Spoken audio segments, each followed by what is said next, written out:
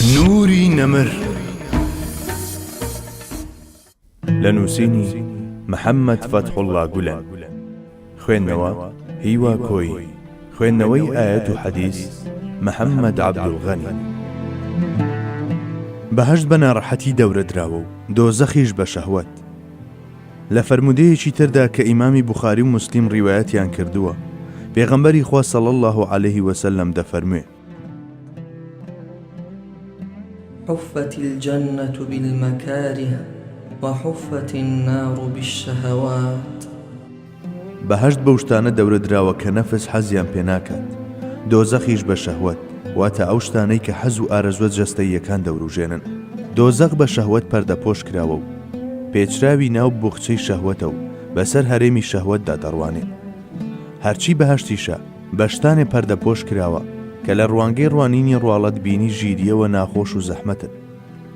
ئەو شتانەی کەوا لەسەر ڕێگەی بەرەو بەهەشت درێژ بوونەتەوە هەرگیز لەو چەشنە شتانە نین کەوا چاوی ئەوانەی لە مادەدا بە دەوری هەموو شتێکدا دەگەڕێن، کەیفیان پێبێت و بەلایەنەوە جوان بێت.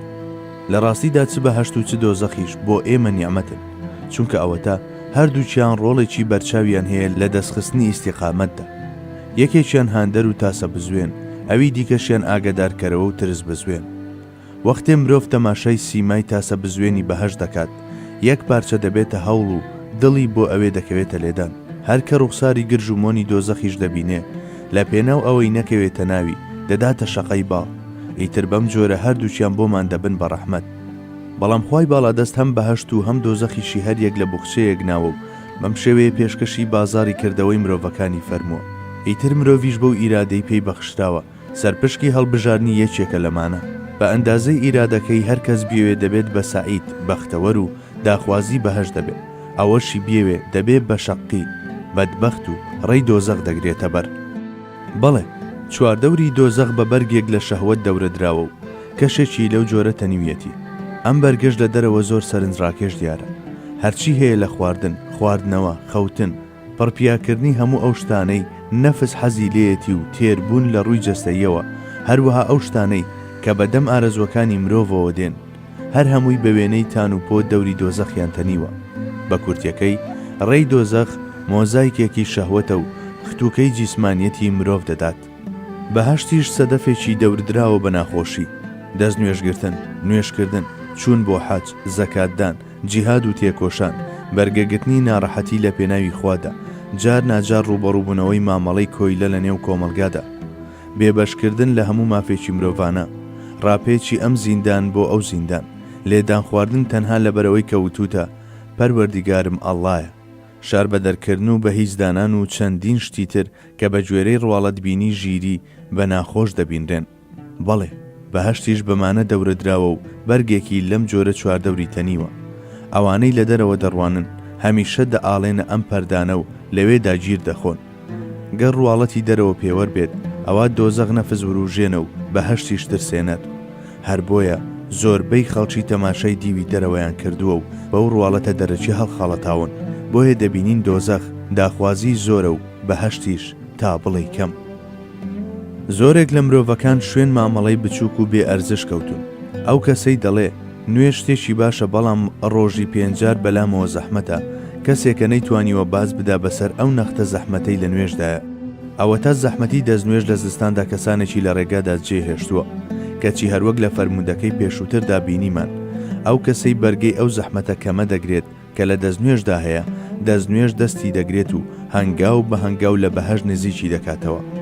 دەکرێ هەمان شتیش سەبارەت بە ڕۆژ و زەکات و حەج و جیهادیش بوترێ. چەندین کەسکەوە عەقڵیان ڕێگرێ لەوەی عاقلانە ڕەفتار بکەن، توانایان نییە بەسەر ئەم ئاستەنگ و هەوراز و نشێویە بچووکانەدا باز بدەن و ئەو ناڕەحەتی و ناخۆشیانەی بە چواردەوری بەهەشتدا دەبینن بوونەتە ڕێگر لە چوونە بەهەشتیان. دۆزەخیش جادوگەرێکە هەوەس و ئارەزوە سادەکانی بۆ خۆی کردووە بە تەڵا. ئەوە تا زۆرێک لە خەڵکی بێ ئاگا لەوەی کە پاشکەمێکی تر چ چارەنووسێک چاوەڕێیان دەکات، وەکو باڵە فرکەکردنی مێژ بەرەو هەنگوین بەرەو ئەو ژەهرە ڕادەکەن. بەڵێ، شەهوەت بۆ ئەو جۆرە کەسانە هەنگوینێکی ژەهراویە، یان دەتوانین ئەم مرۆڤانە بەو پەپولانە بچوێنین کە بوونەتە پەروانەی دەوری ئەو ئاگرەی کە دەیان سووتێنێت و لە ناویان دەبات. ئەمانەیش بێ عەقڵانە بەرەو ئەو شەهوەتە دەڕۆن کە دەوری دۆزەخیان داوە تا لە کۆتاییدا خۆیان لە نێو دۆزەخدا دەبیننەوە. جا لەبەر ئەوەی عەقڵیان بە تەواوەتی پشتی پەردە نابڕێت بۆیە ئەو شتانەی پەردەداری دۆزەخن ئارەزوە جەستەییەکانیان دەوروژێن و بەرەو خۆیان ڕایان دەکێشن. ئەو کەسانش کە لە گەشتی ژیاندا ئەو زاتەیان ناسیوە کەوا لە دۆڕیانی ڕێگاکاندا وەستاون و بە گوێرەی ئەو پەیامەی لەوەوە وەریان گرتووە ڕێو ئاراستەی خۆیان دیاری کردووە و دڵیان بەڕووی حەقیقەتدا هۆشیار بووتەوە لە دیوی ناوەوەی ئەو ناخۆشیانە تێگەیشتون کەوا ئەم لاو ئەو لای ڕێی بەهەشتیان گرتووە و بە هیچ جۆرێک پێی هەڵناخەڵەتێن، چونکە ئەو بەهەشتەی کە لە شێوەی تۆوێکدایە لە ویژدانیان چێنراوە هەموو ئانوساتێک لە گەشە سندندایە و بەردەوام بۆن و بەرامەکەشی دنیای ڕۆحیان دەپێچێت لە کاتێکدا خەڵکی لە دەرەوە بە دوای بەهەشتدا دەگەڕێن کەچی ئەمانە هەر لە دنیادا لە سای ئەو بەهەشتەی لە ناخیاندا سەوز بووە هەر دەڵێی خەریکی کەیف و شادی جێرانن. وێڕای ئەوەی کە ئەوانەی لە بەهەشتە مادیەکەی دنیادا دەژین بە درێژایی هەموو ژیانیان هێشتا هەر ناتوانن بگەنەوە بە خولەکێکی ئەو بەهەشتەی کە ئەوان لە ویژدانی خۆیاندا تێیدا دەژین. ئیمان ناوکێکە بەهەشتی لە خۆیدا هەڵگرتووە، کوفری شتۆوێکە و دۆزەخی لە هەکبەیدا حەشارداوە. لە دوا ڕۆژدا ئەمانە گەشە دەکەن و لە قوپۆب دەردەکەن و دەگۆڕێن بۆ بەهەشت و دۆزەخێکی ڕاستەقینە کەوابێ ئیماندار تەنانەت لە دنیاشدا لە ژیانی بەهەشتدا دەژی هەرچەندە بەڕواڵەت ژیانیشی ناخۆش ببینرێ.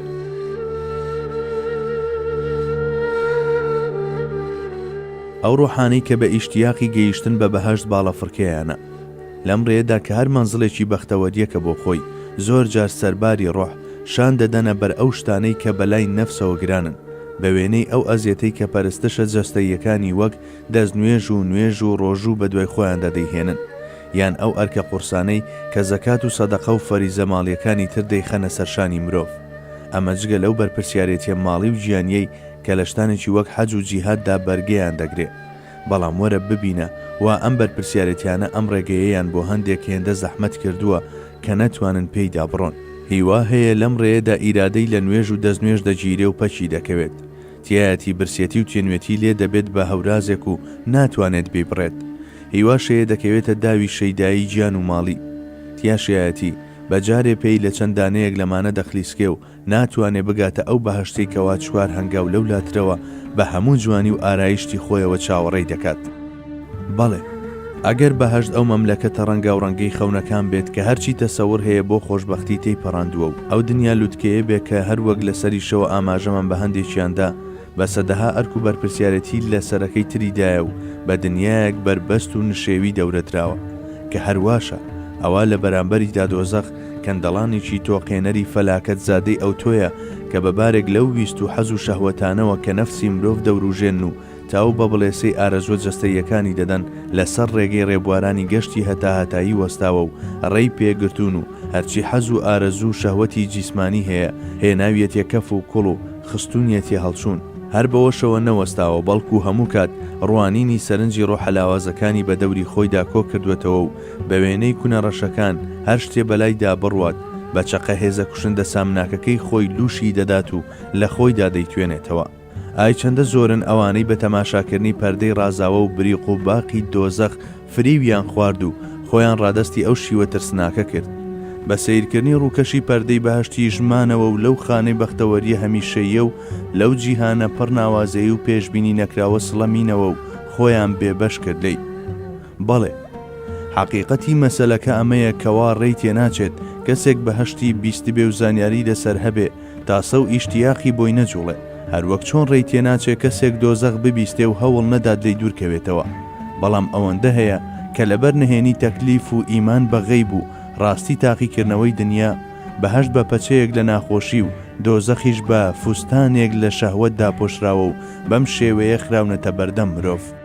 جاوەرە ئێستا بڕوانە هێز و ئەفسون و ناوەڕۆکی گوفتاری پێغەمبەری خوا صلی الله علیه وسلم کە چۆن دوو ڕێگای دوور و درێژی مەزن و ترسناک بە هەموو بەختەوەری و مەترسیەکانیەوە دەبات و دەیان بەستێتەوە بە دوو دەرەنجامی بڕاوەی دڵخۆشکەر یان تۆقێنەر، هەم وەک هەموو کارێکی تری بەڕەچاوکردنی بنەمای عەزەمت تەسەڕوف و بەکارهێنانی 4-5 وشە بۆ باسکردنی بابەتێکی مەزنی هاوشێوەی ئەم بابەتە. جێی خۆیەتی لێرەدا ئەوە بڵێم کە بەڕەچاوکردنی چوارچێوەی گشتی بابەتەکە لێرەدا ویستمان تەنها بە ئاماژەدان بەو ڕووەی کە ئەم فەرمایشتە پیرۆزانەی پێغەمبەری خوا صلی الله علیه وسلم چەند گەوهرە پەیوێکن دەست لە بابەتەکە هەڵبگرین، گەرنا ئەم فەرمودەیە و فەرمودەکانی هاوشێوەی لە ڕوانگەی ڕەوانبێژی و زمانەوانیەوە دەرگای چەندین واتای ناسک و ئاماژەی ڕەوانی تریان بۆ خستوینەتە سەرپشت. خۆگەر بەهاتایە و لەم ڕۆژەوە فەرمودەکانی پێغەمبەر عەلەیهی سەڵاتی وەسەلام شی بکرانایەتەوە، چێ دەزانێ شاهێدی چەند چەپکەمانەی تر دەبوون. بەڵام لەبەر ئەوەی ئەم بابەتە بابەتێکی تەواو جیاواز و سربەخۆیە، بۆیە ئێستا ئەو دەرگایە ناکەینەوە. نوری نەمر